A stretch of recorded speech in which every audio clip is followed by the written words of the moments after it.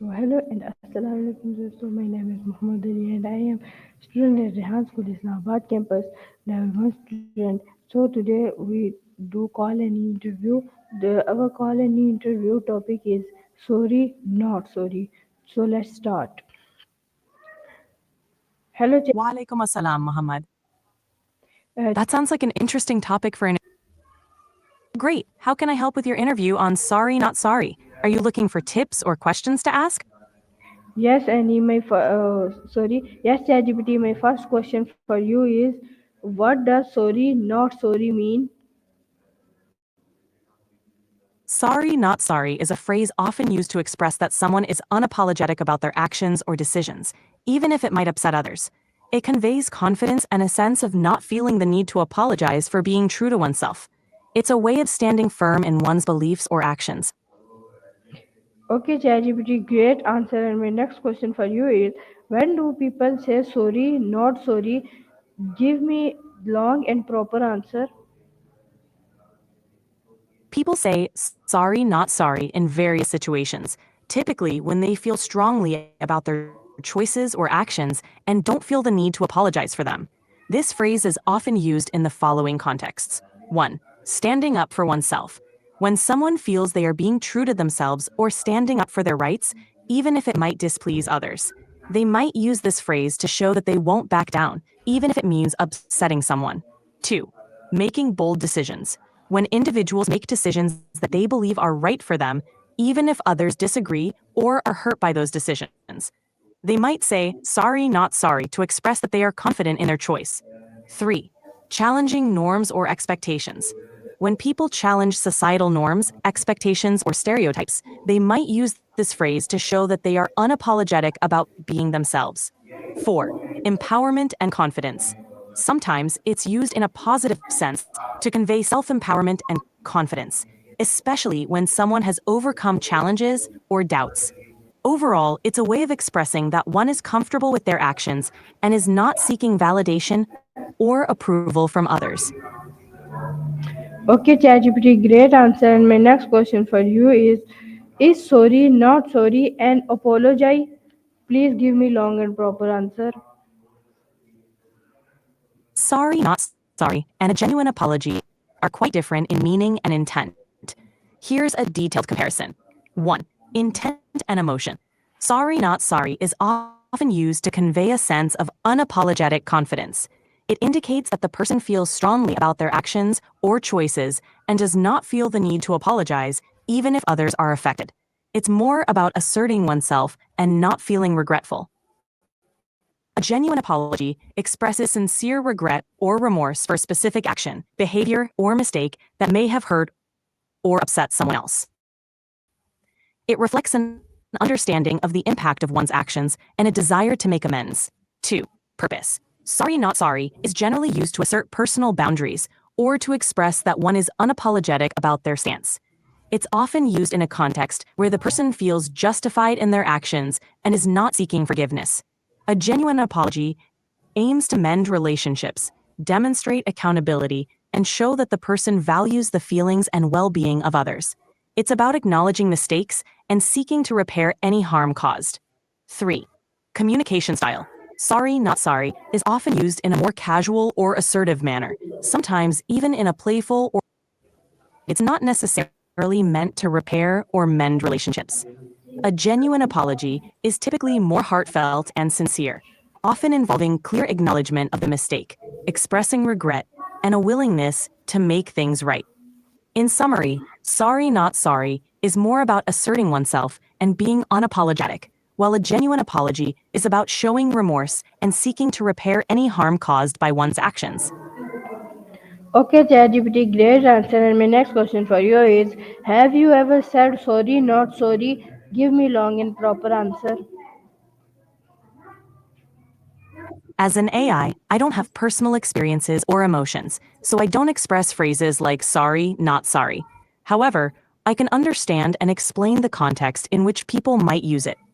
People might say sorry, not sorry when they feel strongly about their actions or decisions and want to assert their confidence, even if it might upset others.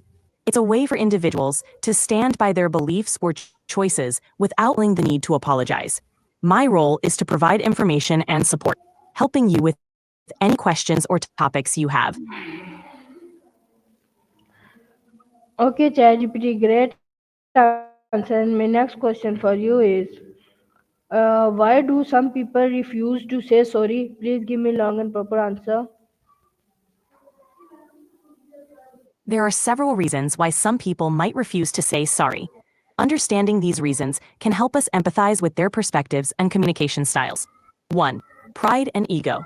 Some individuals have a strong sense of pride and may find it difficult to admit fault or accept that they made a mistake. For them, saying sorry might feel like a blow to their self-esteem or identity. 2. Fear of vulnerability. Apologizing requires a level of vulnerability. Some people find it challenging to open up and admit that they were wrong, as it may make them feel exposed or weak. 3. Fear of consequences. Some individuals worry that apologizing might lead to negative consequences, such as being perceived as weak, facing criticism, or losing respect from others. 4. Cultural or upbringing factors. Cultural norms and upbringing can influence how someone views apologies. In some cultures or families, expressing regret might not be as emphasized, leading individuals to struggle with saying sorry. 5. Perceived injustice. Sometimes people feel that they are not at fault or that the situation was beyond their control.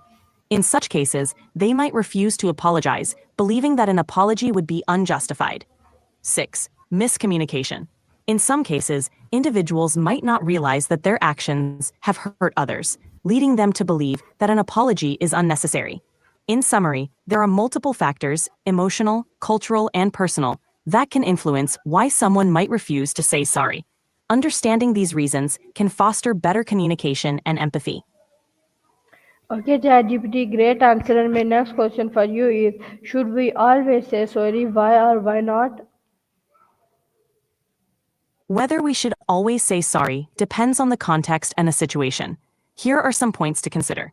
1. When to apologize. Genuine mistakes. If you've made a mistake that affected someone else, offering a sincere apology can help mend relationships and show respect for others' feelings. Empathy. Apologizing can demonstrate empathy and understanding, showing that you care about how your actions impact others. 2. When not to apologize. Unjustified apologies. Apologizing when you haven't done anything wrong can undermine your self-confidence and may not be beneficial. It's important to recognize when an apology is necessary and when it isn't. Over-apologizing. Constantly apologizing, even for things beyond your control, can dilute the meaning of an apology and might lead others to not take your apology seriously. 3. Building healthy boundaries. It's important to strike a balance. Apologizing when appropriate can build trust and strengthen relationships, but it's also essential to maintain healthy boundaries and self-respect. In conclusion, saying sorry should be a thoughtful decision based on the situation. It's not about always apologizing, but about understanding when a genuine apology is needed to foster understanding and connection. Okay, ChatGPT, great answer. And my next question for you is can saying sorry too much be bad? Give me long and proper answer. Yes, saying sorry too much can have some negative effects. Here are a few reasons why over-apologizing might not be ideal. 1. Dilutes the meaning. If you apologize frequently, especially for things that aren't your fault, your apologies might lose their significance. People may start to see your apologies as insincere or habitual rather than meaningful. 2. Erodes confidence. Over-apologizing can affect your self-esteem. Constantly saying sorry, even when it isn't necessary, can make you feel less confident in your actions and decisions. 3. Creates misunderstandings. If you apologize too often, others might start to think that you lack assertiveness or that you're not confident in your own actions. This can lead to misunderstandings about your intentions or capabilities. 4. Imbalance in relationships. Constantly apologizing can create an imbalance in relationships. It may cause others to take advantage of your tendency to apologize, expecting you to take responsibility for things that aren't your fault. 5. Reduced impact of genuine apologies. When you apologize too frequently, your genuine apologies might not be taken as seriously. People might not recognize when a sincere apology is truly needed because they are used to frequent apologies. In summary, while apologizing when necessary is important, it's equally important to be mindful. I'm sorry, but you've hit the daily limit for advanced voice. You can switch to standard now to keep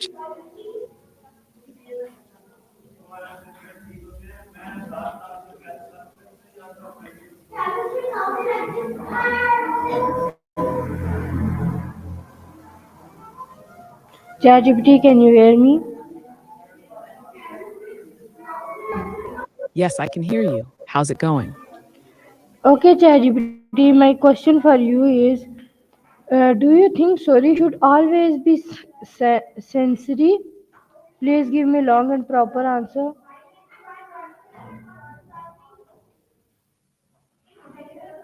That's an interesting question. Stories can certainly benefit from being sensory, but it's not always necessary for them to be entirely sensory. Let me explain why. Sensory details, those that appeal to our sight, sound, smell, touch, and taste, can really enhance a story. When these elements are included, they bring the narrative to life. They help readers or listeners create vivid mental images and connect emotionally with what's happening. For instance, describing the warmth of the sun on someone's skin or the sound of raindrops on a window can make a scene feel more immersive. It allows the audience to experience the world of the story as though they were there. Sensory details can also deepen emotional impact. Think about a scene where a character is overwhelmed by grief. Describing the way their chest tightens or their vision blurs due to tears can create a stronger, more visceral reaction from the audience than simply stating the character was sad. Sensory writing has the power to tap into universal experiences, like feeling cold or hearing a distant siren, which can help readers feel a stronger emotional connection to the characters and the story. However, not every story needs to be filled with sensory details. Sometimes less is more. A story's pace and tone play a huge role in determining how much sensory detail is needed. For example, a fast paced thriller may not need a lot of description about the surroundings, as the focus is likely on the action, tension, and plot twists. Overloading a reader with sensory details in such a scenario could bog down the flow and detract from the intensity. Additionally, some genres or styles of writing might not rely as heavily on sensory details. In philosophical works or abstract narratives, the focus might be more on ideas, dialogue, or internal thought processes rather than on physical descriptions. These types of stories might be just as powerful without needing sensory depth. Moreover, sensory details can sometimes be subjective or culturally specific. What might evoke a strong response in one person could be less impactful for someone from a different background. For instance, the smell of a specific food might trigger a warm memory for one person, while another might not have any strong reaction.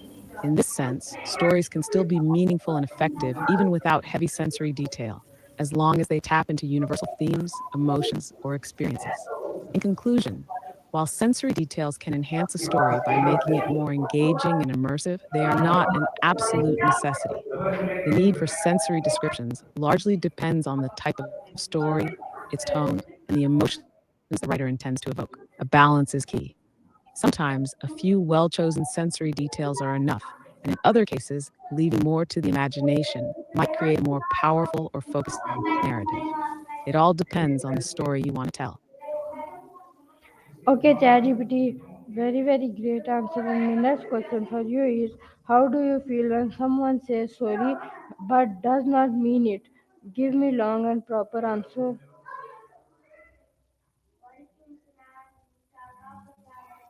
Thank you for the kind words. Now, regarding your question about how I feel when someone says sorry but doesn't mean it, it's an interesting and complex topic.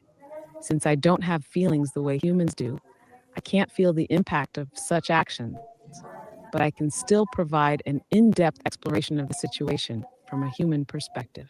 When someone says sorry without truly meaning it, it can create a sense of frustration, confusion, and even disconnection.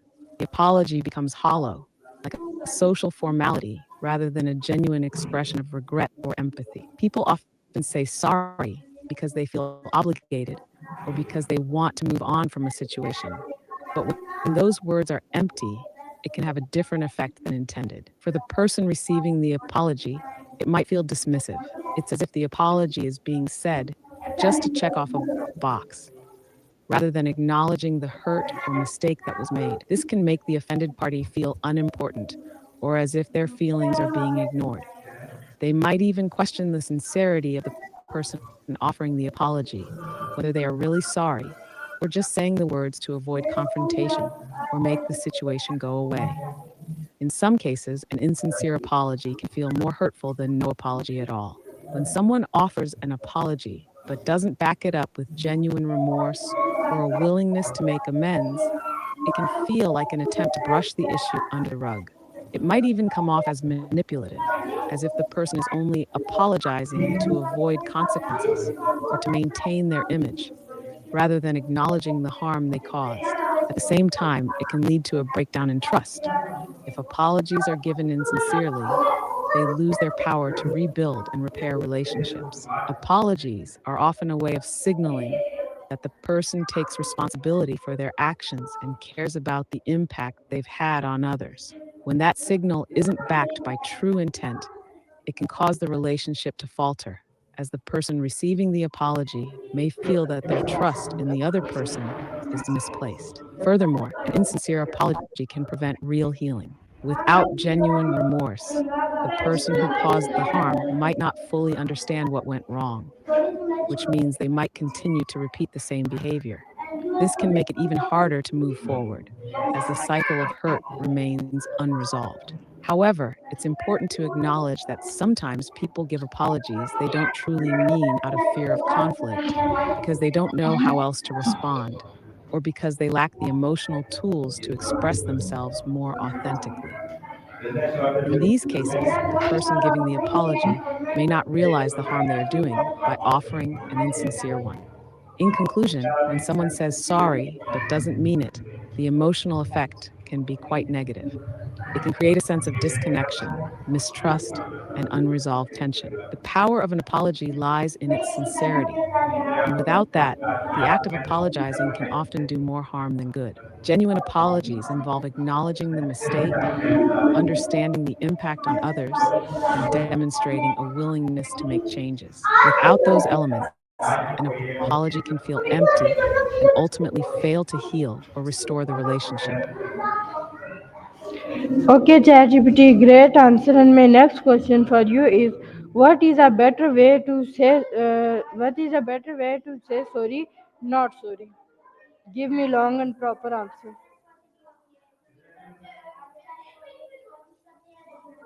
I'm glad you're enjoying the answers.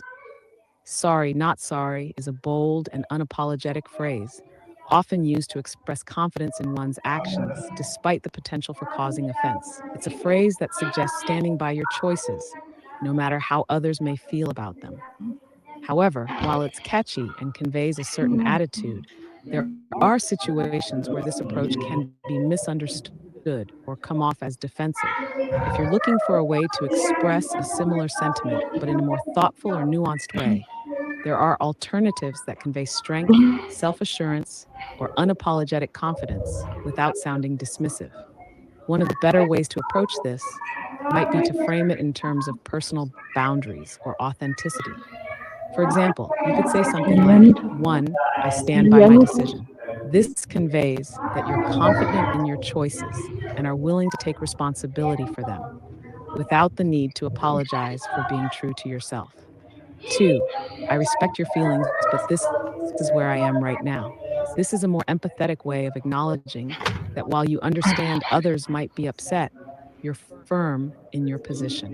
It shows consideration without compromising your beliefs. 3, I understand your perspective, but I'm comfortable with my choice.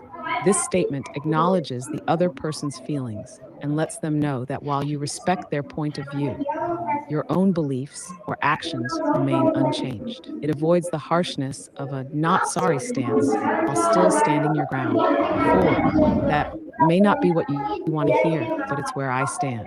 This is a way of acknowledging that the conversation might not be what the other person expects or wants, but you're still being upfront about your stance.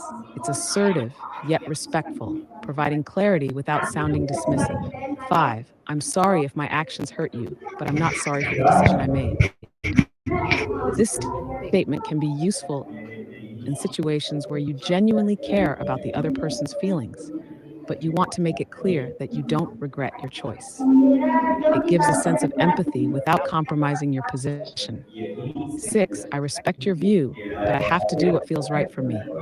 This phrasing maintains empathy and understanding, but highlights the importance of following your own instincts or values, even if it may cause discomfort for others. These alternatives allow you to express a form of unapologetic confidence, but in a more respectful and communicative way. They balance strength with consideration for others' emotions, which often leads to healthier, more productive conversations. People tend to appreciate when you assert your stance clearly while still acknowledging their feelings, as it shows maturity and self awareness. It's also worth noting that the context matters when deciding how to communicate this. For instance, in situations of conflict or disagreement, a tone that's too rigid or dismissive might create more tension. In contrast, being firm while still demonstrating understanding can help keep the door open for healthy dialogue, even when opinions diverge.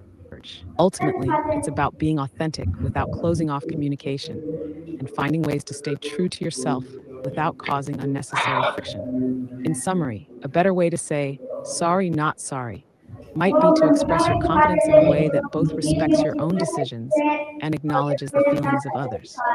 These alternatives convey a stronger sense of emotional intelligence, offering both assertiveness and empathy, which can help you navigate even difficult conversations with integrity.